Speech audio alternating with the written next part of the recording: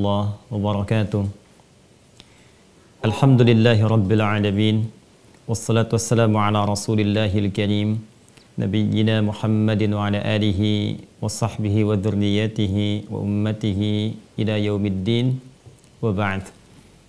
Faya ahbaballahi wa ahbaba rasulihi sallallahu alaihi wasallam, usi nafsi wa iyyakum bitaqwallahi faqad fazal muttaqun fala tamutunna illa wa antum muslimun. Faqala ta'ala ya ayyuhalladzina amanu taqullaha haqqa tuqatih wa la tamutunna illa wa antum muslimun. Dalam hal yang singkat dari tema yang teman-teman ajukan di kesempatan kali ini, ada beberapa poin yang ingin kita tegaskan dari petunjuk Al-Quranul Karim dan hadis-hadis Nabi Muhammad SAW terkait dengan sifat istiqamah dalam menjaga amalan-amalan yang telah ditendun selama Ramadan agar dapat dipertahankan setidaknya sampai menjelang kita di akhir kehidupan sebelum kita kembali kepada Allah Subhanahu wa taala. Ada dua bagian yang akan kita kaji di kesempatan kali ini. Yang pertama adalah terkait dengan pemaknaan istiqamah. Kemudian nanti yang kedua, apa yang diistiqamahkan pasca Ramadan ini sehingga sekaligus itu menunjukkan parameter keberhasilan kita menunaikan ibadah siam Ramadan yang telah kita sempurnakan dalam beberapa hari ke belakang. Dan yang terakhir barangkali sebagai bonus yang Al-Quran tegaskan kepada kita, apa yang bisa diraih ketika seorang hamba mampu istiqamah, menjaga amal baiknya, mendekat kepada Allah Subhanahu wa taala sehingga ia bisa berbekal dengan itu hingga berpulang kembali kepada Allah Subhanahu wa taala. Baik, kata istiqamah tentu kita ketahui bersama adalah derivasi dari kata istaqama, yastaqimu, istiqamah. Ini turunan dari kata qoma pada asalnya, dari tiga huruf qaf, waw, kemudian mim, lalu terjadi penyesuaian menjadi qama, bisa jadi aqama, kemudian istaqama. Asal katanya kalau kita rujuk ke dalam pendekatan bahasa Arab secara semantik, ini menunjukkan sesuatu yang tegak lurus, yang rapi gitu ya.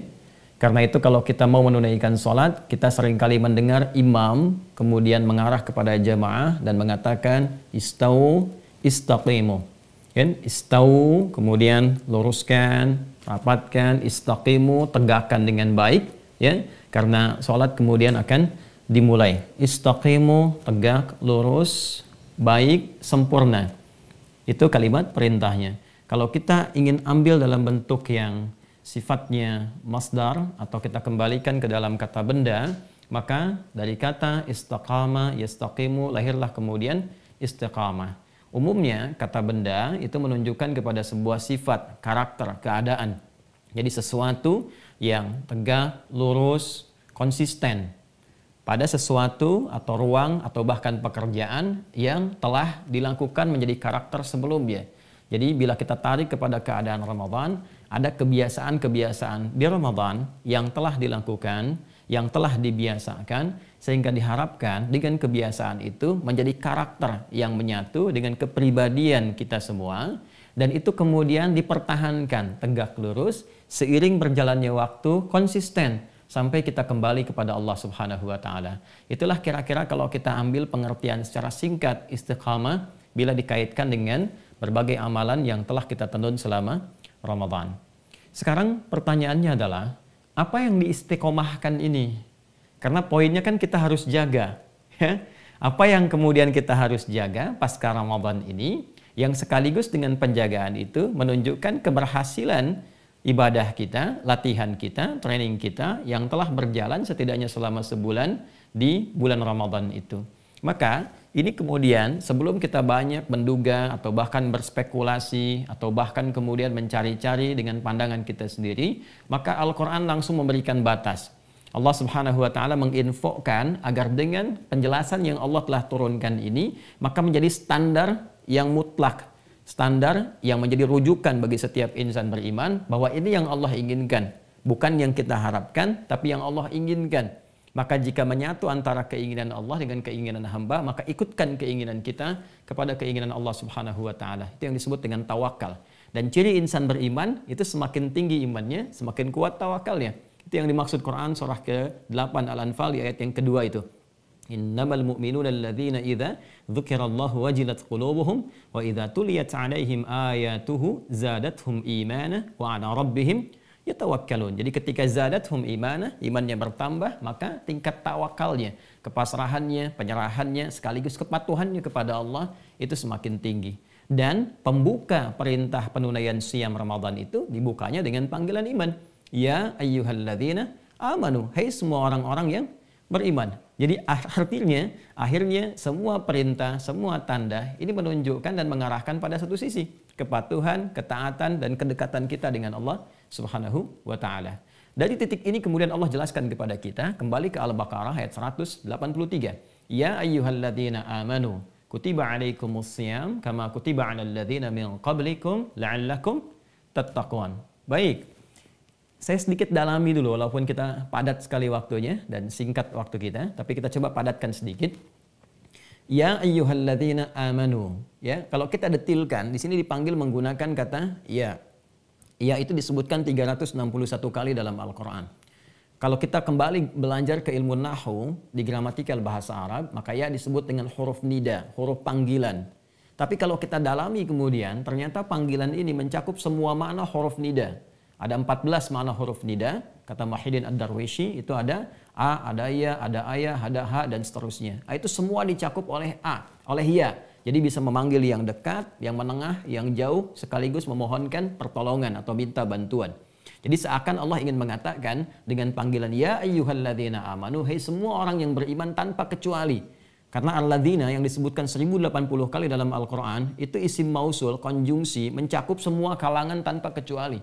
Mau laki-laki, perempuan, besar, kecil, tua, muda. Ya, ini memberi kesan kepada kita bahwa nanti pasca Ramadan pun, kalau kita ingin tarik kepada materi kita sekarang, pasca Ramadan pun, siapa yang ingin dilihat berhasil, yang istiqomah, maka semua orang yang telah menjalani ibadah puasa, ukurannya mesti ikut ukuran ini. Hai semua orang-orang yang beriman tanpa kecuali. Ini mencakup laki-laki, perempuan, besar, kecil, tua, muda, siapapun dia. Dan melewati sekat-sekat sosial, batas-batas sosial kemanusiaan. Kemudian ditekankan dengan menggunakan kata ayyuha, disebutkan 150 kali dalam Al-Quran. Ayyunya munada sebagai taukid penguat, haknya tanbih untuk pengingat. Jadi kalau kita mau detilkan terjemah tafsirnya, hei semua orang yang telah beriman tanpa kecuali. Baik engkau merasa dekat denganku, atau menengah, atau jauh dariku, kan? Kemudian aku tegaskan kepada kalian, aku ingatkan. Kutiba alaikumus siyam, diwajibkan bagi kalian saat ini menunaikan ibadah siyam, kama kutiba alal ladzina min qablikum, seperti orang-orang dulu pun mendapati kewajibannya. Nah, ini inti materi kita. La'allakum tattaqun, dan diharapkan dengan penunaian ibadah siyam itu kalian akan menjadi pribadi yang semakin bertakwa. Ini ukurannya. Jadi kalau saya ingin gambarkan sedikit, kalau kita buat sedikit ke tabelnya atau urutannya, maka di sini kita menunaikan ibadah siyam. Dan tentu dilakukannya di bulan Ramadan. Kemudian dari penunaian ini diharapkan ada peningkatan takwa. Ini poinnya. Lalu tema yang kita hadirkan adalah bagaimana menjaga sifat istiqamah pasca Ramadan. Ini poinnya. Setelah Ramadan berlalu. Sebelum kita membahas ini, bahkan Anda menyantumkan tema yang dimaksudkan, Al-Quran itu sudah memberikan isyarat bahwa pengajian, pendalaman, penelitian, pembahasan tentang ini pasti akan berlangsung. Karena itu, Al-Quran sudah membuat satu ukuran tertentu ketika mengungkapkan peningkatan takwa itu. Allah Subhanahu wa Ta'ala berfirman dengan menyampaikan la'allakum. Ini poinnya. La'allakum tattaqun.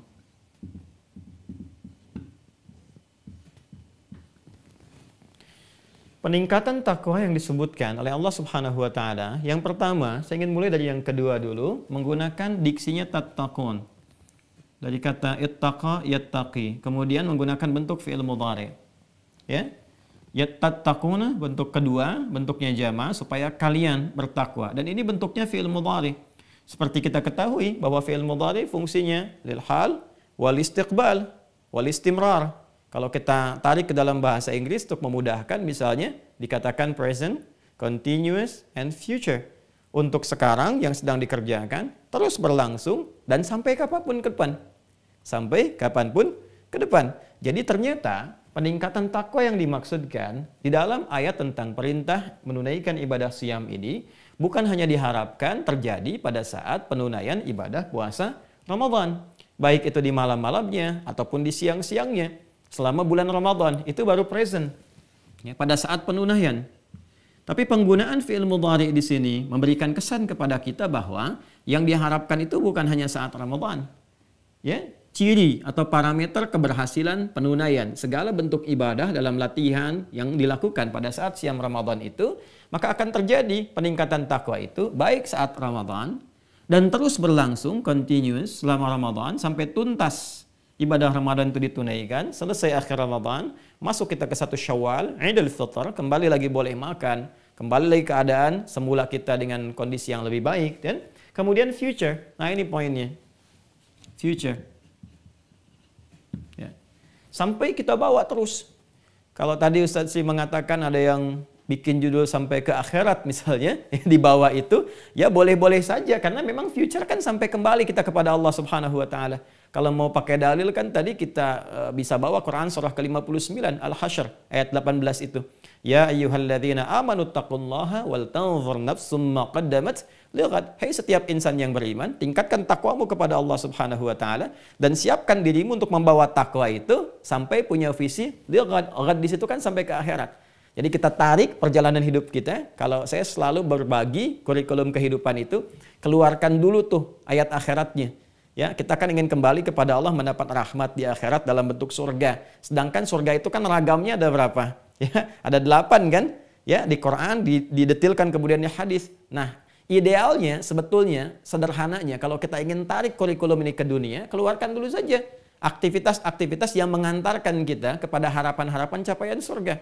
Misal banyak orang ingin mendapatkan surga Firdaus, tapi sedikit yang mengeluarkan karakteristik pelaku atau pemilik surga Firdaus itu. Kenapa nggak dikeluarkan surah Al-Mu'minun, Quran surah 23 misalnya, dari ayat 1 sampai dengan 11-nya. Itu kan karakteristiknya.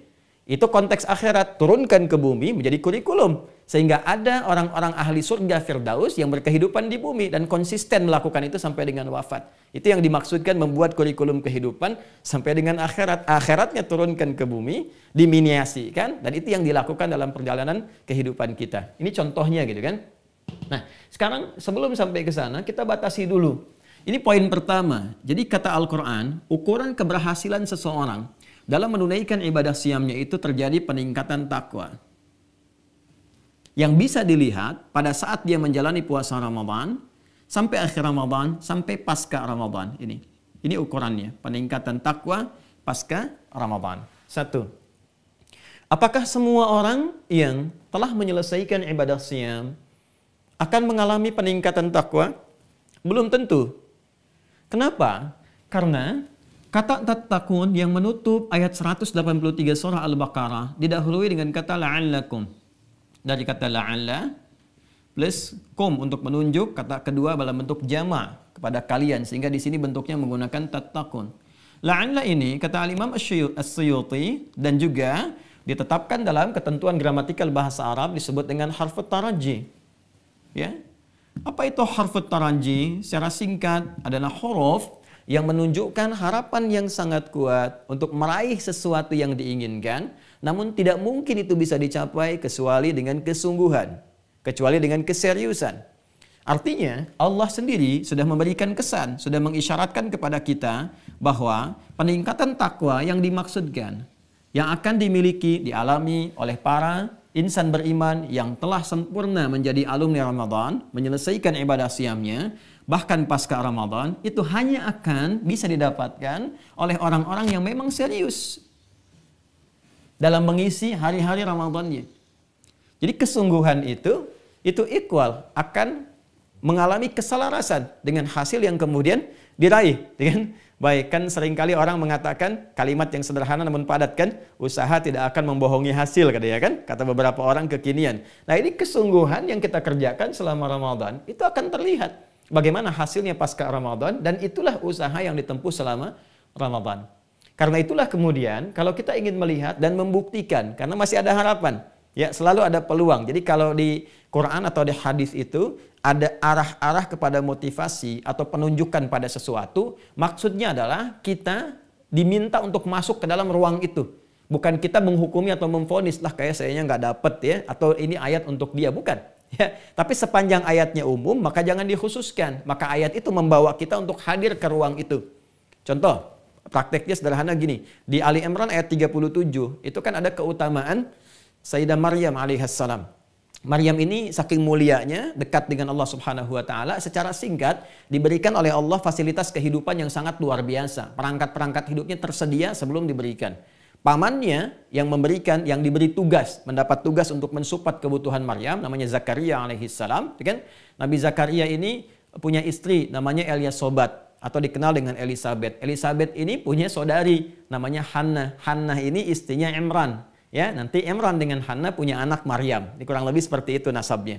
Itu ketika ditugaskan, ya, Zakaria alaihissalam sepeninggal sepupunya, ya, atau sepeninggal ayahnya Maryam, yaitu Imran. Imran itu meninggal saat Maryam masih dalam kandungan, kan? Itu setiap akan mengantarkan kebutuhan Maryam di mihrabnya, kan? Bahasa Qur'annya sangat indah sekali. Kullama dakhala 'alaiha Zakaria al-mihraba wajada 'indaha rizqa. Ternyata sudah ada kebutuhan Maryam itu. Ya, qala, maka beliau mengonfirmasi itu, ya Maryamu anna laki hadza, Maryam dari mana semua ini, kan yang mengantarkan saya, kan? Beliau mengetahui karena nabi, ya, ini pasti Allah yang kasih, Allah yang berikan, ya. Tapi untuk mengonfirmasi apakah benar latihan Maryam selama ini, apakah benar dekat dengan Allah, maka apa yang keluar di lisan Maryam pada saat itu?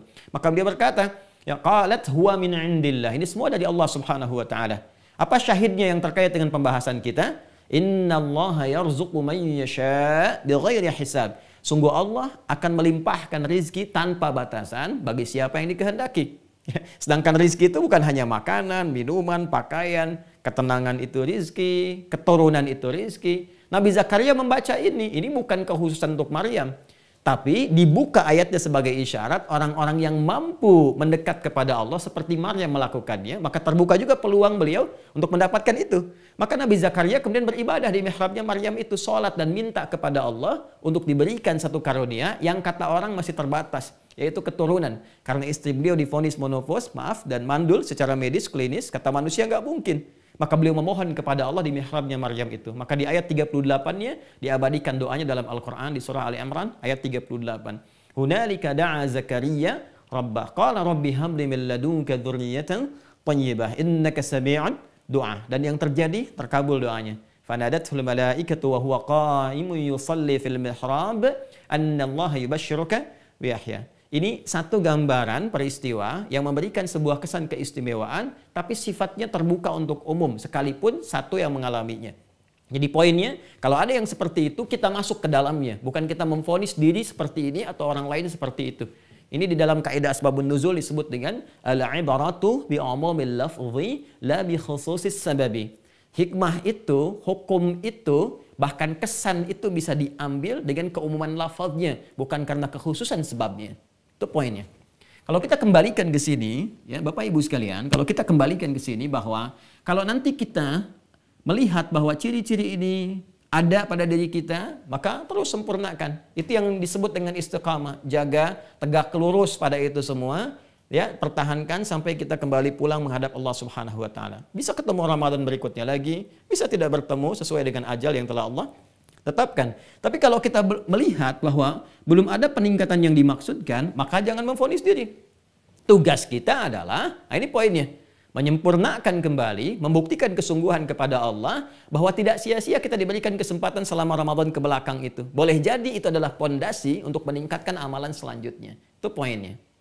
Kalau sudah paham pada landasan ini, ya, pemikiran ini atau cara kita menangkap isyarat Al-Quran seperti ini, baru kita kemudian keluarkan inti pembahasannya. Apa yang diistiqomahkan itu? Nah ini bagian keduanya.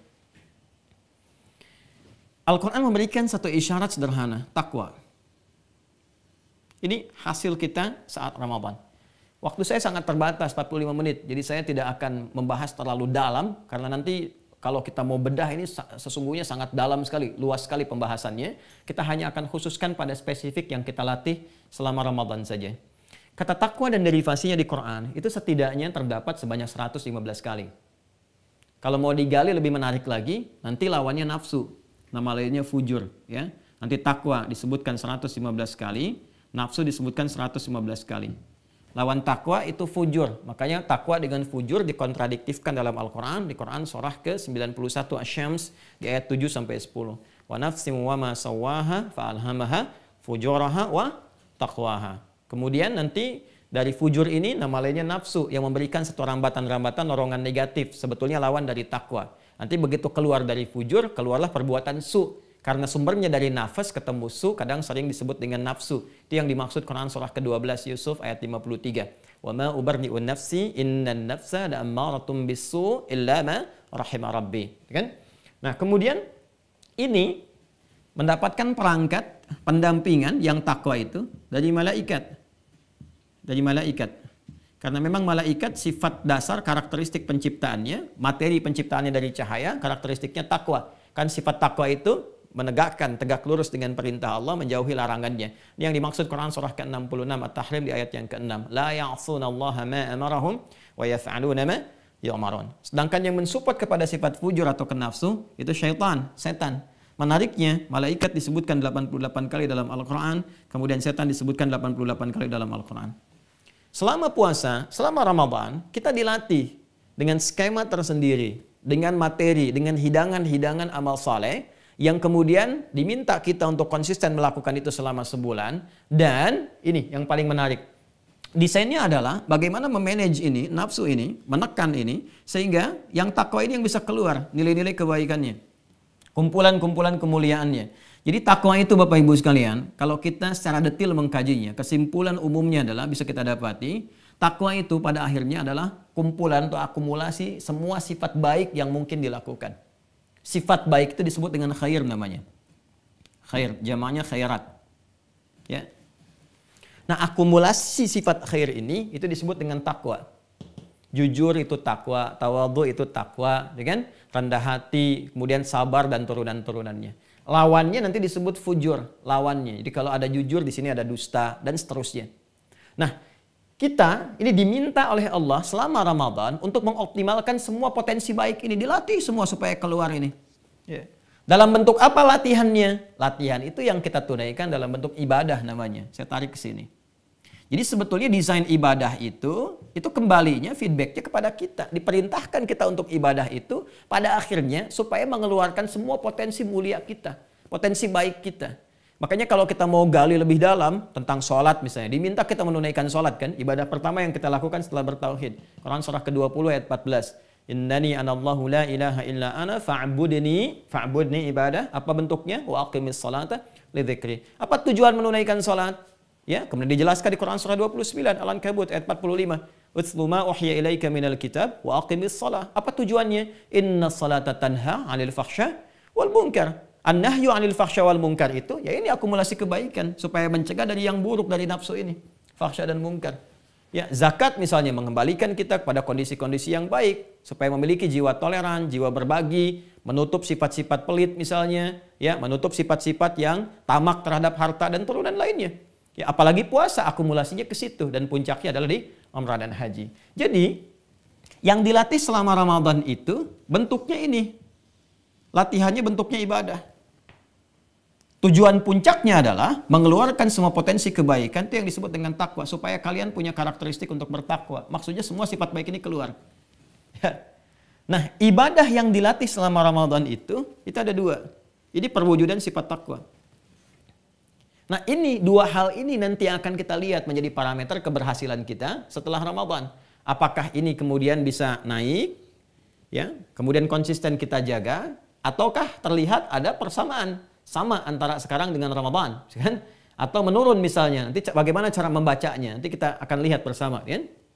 Yang pertama, ada yang terkait dengan aspek al-bu'd rabbani atau dimensi vertikal, ya, transendental dalam bentuk ibadah ritual.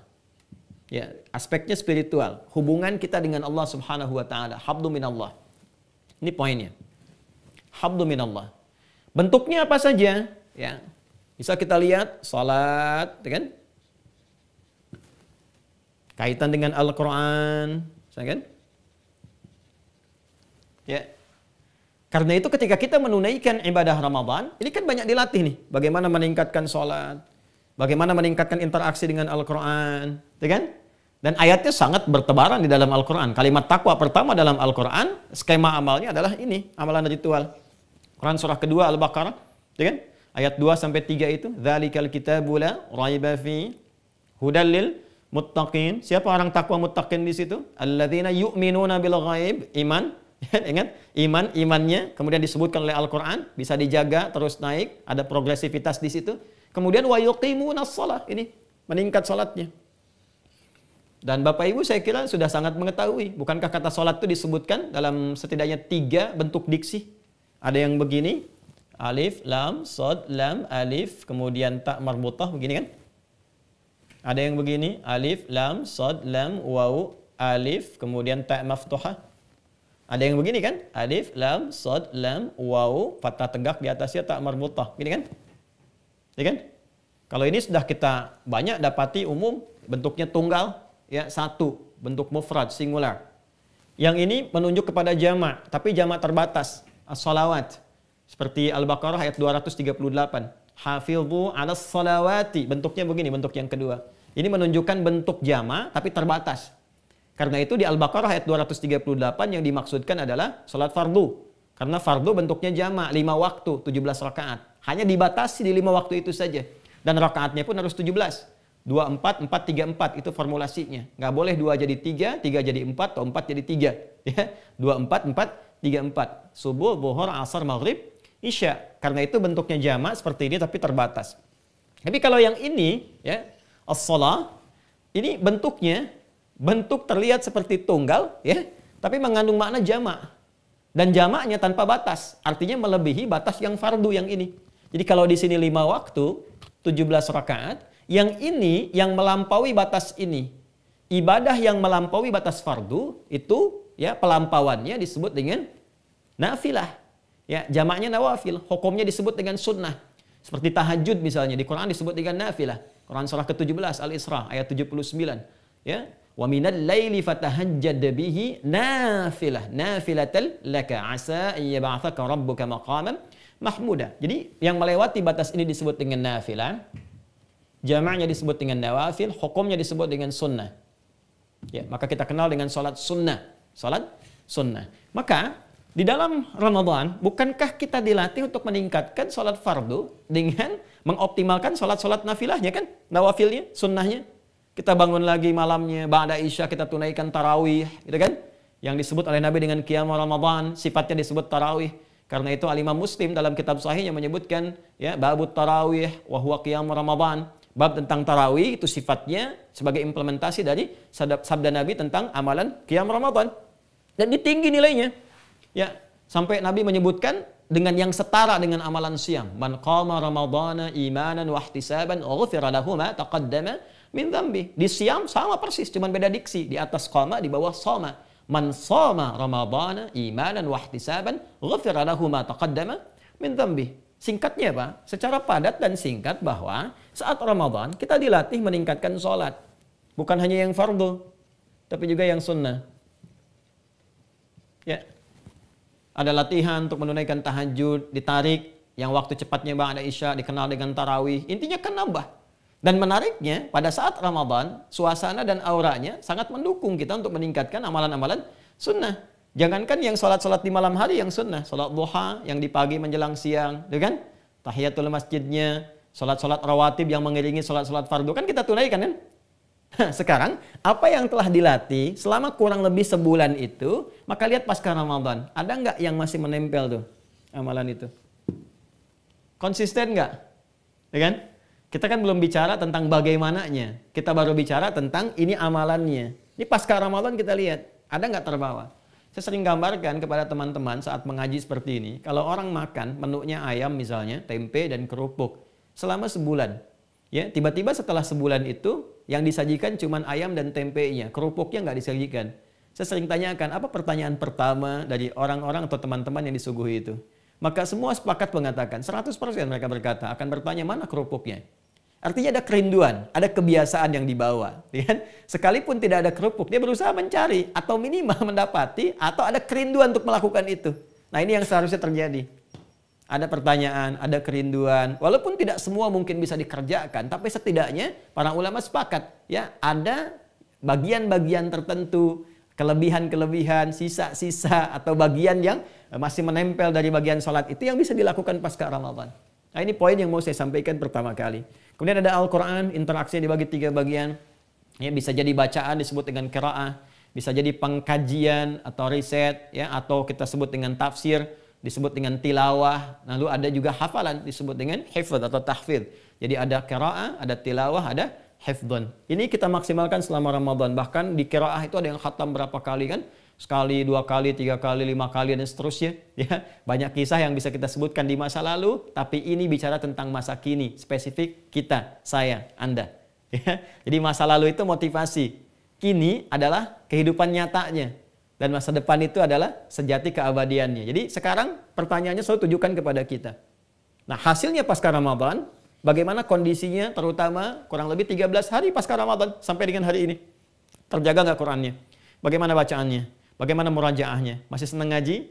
Sampai setidaknya 13 hari kita lalui sampai dengan saat ini. Ya. Lalu ada dimensi sosial. Nah ini poinnya. Ini ada dimensi ritualnya. Ada dimensi sosialnya. Ya. Dimensi sosial ini kita kembali pada ayat yang tadi dibacakan oleh Qari kan? Quran surah ketiga Ali Imran ayat 133 sampai 134 ya, di paling kanan sebelah atas tuh di Quran surah ketiga Ali Imran. Ya. Kalau kita teruskan kan ini poinnya dimensi sosial. Wasari'u ila maghfiratin min rabbikum wa jannatin 'arduha as-samawati wal ardu u'iddat lil muttaqin. Siapa muttaqin di sini? Alladzina yunfiquna fis sarwa wad-dharra. Kan? Dia yang gemar berbagi infak. Wal kadhiminal ghaidha, menahan nafsu tuh, menahan amarah. Bukankah saat puasa kita dilatih untuk menahan amarah? Masih ingat di Al-Bukhari? Ya, masih ingat di Kitabus Siyam itu hadis nomor 3-nya, paling kiri sebelah atas di kitab Al-Bukhari itu, ya, ketika Nabi mengatakan as-siyamu junnatun fala yajhal wala yarfuth wala yajhal wa ini imru'un qatalahu wa syatamahu falyaqul inni shaimun la khulufu famis shaimi. Ya kan? La khulufu famis shaimi atyabu indallahi min yaumal qiyamati min rihil biski. Ya. Puasa itu sejatinya melahirkan perisai bagi pelakunya dari perbuatan-perbuatan tercela. Maka jangan sampai orang puasa itu berkata yang kotor. Itu kan nahan diri dari perbuatan yang kotor, berbuat yang tidak pantas. Kalau ada yang memprovokasi, mengajak berselisih, katakan minimal pada dirinya, aku sedang puasa. Ini wal kadhiminal ghaidha. Wal kadhiminal ghaidha. Wal 'afina 'anil nas. Itu interaksi sosial semua. Membangun harmoni singkatnya. Kan? Wallahu yuhibbul muhsinin. Nah, dan singkatnya pada akhirnya Allah mencintai para pelaku kebaikan itu. Ini kalau konsisten dilakukan bagian ini saja, teman-teman sekalian, apalagi bila digabungkan dengan yang ini, itu disebut oleh Al-Quran. Jika ini yang dilatih selama Ramadan, gemar berbagi, infak. Sebelum Ramadan ada orang minta depan mata, belum tentu diberi kan? Saat Ramadan bahkan Anda mencari-cari itu, mana yatimnya sekitaran kita, mana du'afanya dan sebagainya. Ini. Sampai nanti kita pun diwajibkan untuk melatih lewat skema zakat fitri itu, untuk menunjuk kesan berbagi di sini. Membangun harmoni, saling memaafkan, ya, bahkan Anda membuat ruang halal bihalal kan konteksnya untuk kesini kan, implementasi dari ini, gitu. Itu salah satunya. Ini kalau kita bisa pertahankan, kemudian jadi ukuran keberhidupan kita terbawa karakter ini sampai pasca Ramadan. Ini yang dimaksud istiqamah pasca Ramadan. Turunkanlah kebiasaan. Ini cerminan 2 sayap takwa yang mengantarkan kita terbang untuk kembali kepada Allah Subhanahu wa taala dalam konteks kehidupan abadi kita. Ini poinnya. Jadi ada dimensi ritual, hubungan kita dengan Allah, hablum minallah, ada dimensi sosial, hablum minal makhluqat. Saya melampaui batas-batas hablum minan nas karena ada interaksi dengan hewan, dengan tumbuhan dan sebagainya. Itu tipikal karakteristik orang-orang takwa. Kalau ini bisa dijaga sampai dengan pulang, sampai dengan meninggal dunia, itu setidaknya disebut oleh Al-Quran, inilah ciri-ciri manusia-manusia ahli surga, minimal ahli taman surga yang berkehidupan di bumi. Itu yang dimaksudkan Quran, surah ke-51 Az-Zariyat, ayat 15 sampai ayat 23. Ya, paling kanan agak ke atas sedikit sampai agak ke tengah di Quran surah Az-Zariyat. Ayat 15 sampai 23. Innal muttaqina fi jannatin wa 'uyun. Ada kalangan orang-orang takwa yang tempat akhir kehidupannya di taman surga. Akhidhina ma atahum rabbuhum innahum kanu qabla dzalika muhsinin. Tuh, kalau kita balik ke sini kan, wallahu yuhibbul muhsinin. Di sini dibalas, innahum kanu qabla dzalika muhsinin. Mereka itu saat di dunianya, para penghuni taman surga ini adalah orang-orang yang baik. Ya, orang yang baik itu disebutnya muhsin di sini. Ya, muhsinin jamak dari kata muhsin. Muhsin itu orang yang punya sifat ihsan. Apa ihsan itu? Diterangkan di hadis Muslim. Nomor hadis yang ke-8 dari Umar bin Khattab radhiyallahu taala anhu. Dinukil oleh Al-Imam An-Nawawi dalam Al-Arba'in, ya, nomor hadis yang kedua itu disebut dengan hadis Jibril. Mal ihsan an ta'budallaha ka'annaka tara fa in lam takun tarahu fa innahu yarak. Ia menjadikan semua aktivitasnya sebagai ibadah karena Allah. Sekalipun ia tak mampu menatapnya saat di dunia, tapi ia merasakan, ia dipandang oleh Allah Subhanahu wa taala. Maka cara menjadikan semua ibadah, semua kegiatan sebagai ibadah itulah sifat takwa. Jadi pasca Ramadan itu semuanya dilakukan lillah. Kerjanya karena Allah, makannya karena Allah, minumnya karena Allah. Dan ini latihannya tuh ini. Karakternya disebut dengan karakter takwa, sifat orang disebut dengan muhsin. Nah, apa yang dia dapatkan setelah itu? Innahum kanu qabla dzalika muhsinin. Apa amalannya? Kanu qalila minal laili ma yahja'un. Amalan ritual. Wabil ashari hum yastaghfirun. Banyak istighfar. Itu yang kita lakukan saat Ramadan kan?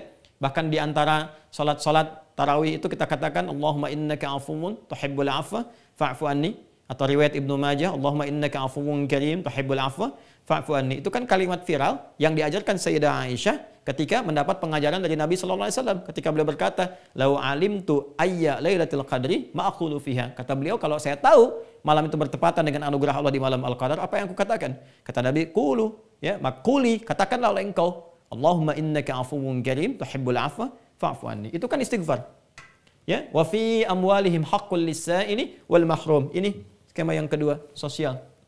Wa fil ardi ayatul lil muqinina wa fi anfusikum afala tubsirun. Wa fis sama'i rizqukum wa ma tu'adun. Fa rabbis sama'i dan wal ardi innahu la haqqun mithla ma annakum tantiqun. Jadi apa yang Allah janjikan kata Allah pasti terjadi. Seperti engkau juga berkata dengan mudahnya, dengan gampangnya. Seperti itulah Allah gampang mudah mengatakan bahwa orang-orang yang konsisten membawa ini sampai dia meninggal, maka tempat berpulangnya disediakan tempat yang istimewa oleh Allah Subhanahu wa taala. Di taman surga, tamannya yang mana? Bisa Taman Aden, bisa Firdaus, bisa yang lainnya, dan bentangannya seluas langit dan bumi. Bentangannya seluas langit dan bumi. Ini gambarannya. Sekarang pertanyaannya,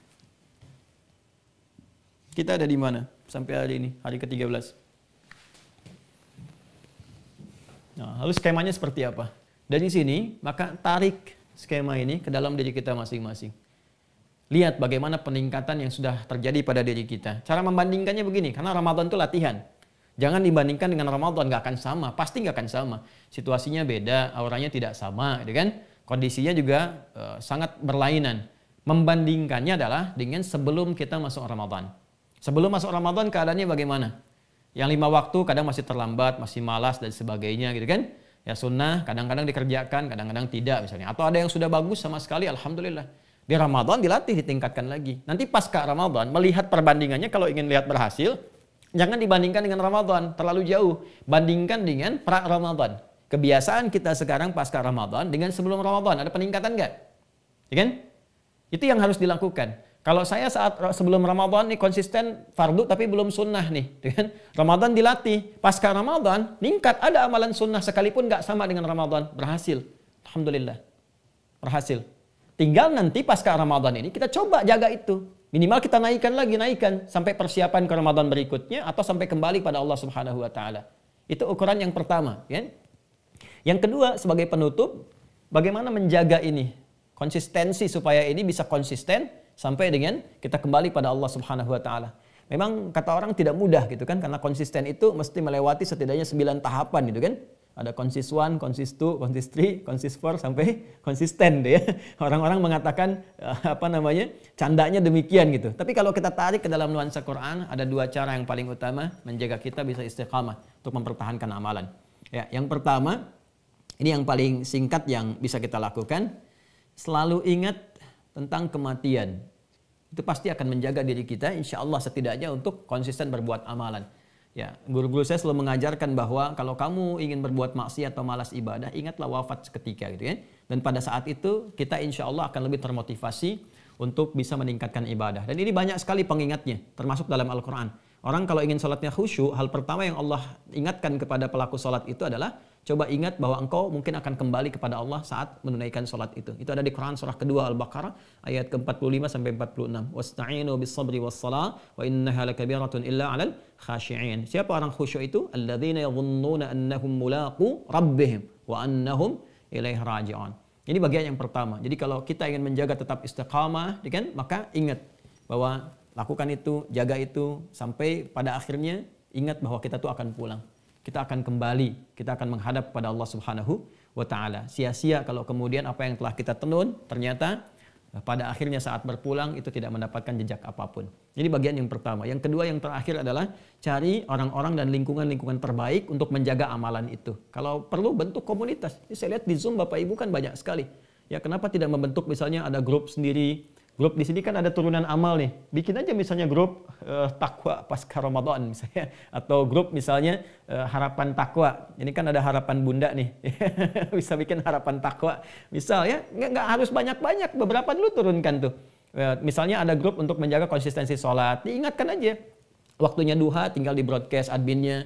Bapak Ibu waktu duha nih gitu kan. Ini awal duha syuruk, tengah duha ini keutamaannya ini. Ya, yang pertengahan keutamaan ini, yang akhirnya keutamaannya ini. Nanti ada kan yang sudah ada tuh banyak grup tahajud, grup duha kan juga boleh kan diinfo aja gitu. Itu kan memberikan satu lingkungan yang baik. Ya, kemudian juga berkumpul dengan orang-orang yang baik, ya, bergaul, berkumpul, terkoneksi kan. Dan alhamdulillah saya kira di sekolah insyaallah ya setidaknya jadi orang baik dulu supaya semua terkoneksikan. Di sekolah, di yayasan dan seterusnya. Pertanyaan terbesarnya adalah dari dua hal ini, itu Imam Nawawi sampai membuat buku Riyadhus Shalihin kan? Kitab Riyadhus Shalihin. Riyadhus Shalihin itu kan apa? Ya taman orang-orang soleh. Jadi kalau memang mau jadi soleh nggak bisa sendirian. Ya kita harus mencari orang-orang baik yang lain yang memotivasi kita untuk mempertahankan amalan. Cari guru yang baik, cari teman yang baik, dan untuk mendapatkan kebaikan tuh jadi orang yang baik atau berniat untuk menjadi baik. Ini yang saya kira hal yang secara singkat padat diberikan 45 menit kepada saya untuk disampaikan, dan lebih 3 menit saya kira mohon maaf atas kelebihan itu. Mudah-mudahan dapat menyempurnakan apa yang telah dibahas, dan saya ingin tutup dengan pertanyaan mendasar pada jiwa kita masing-masing. Apakah apa yang sudah kita lakukan sampai detik ini benar-benar diniatkan ibadah kepada Allah Subhanahu wa taala? Anda mendidik di yayasan, di sekolah, didik murid-murid, apakah dilakukan karena kewajiban atau karena Allah? Anda mendidik anak, ya, yang Allah titipkan sebagai amanah, apakah karena ibadah atau karena sayang? Pun amalan-amalan yang lainnya. Maka transformasikan semua itu, rubah menjadi niat-niat ibadah. Seketika Allah kumpulkan segala jenis rahmat untuk menyempurnakan kebahagiaan hidup kita baik di dunia ataupun di akhirat. Rabbana atina fid dunya hasanah wa fil akhirati hasanah wa qina adzabannar. Wassallallahu ala sayyidina Muhammad wa ala alihi washabbihi ajmain. Wa akhiru da'wana alhamdulillahi rabbil alamin. Wassalamu alaikum warahmatullahi wabarakatuh.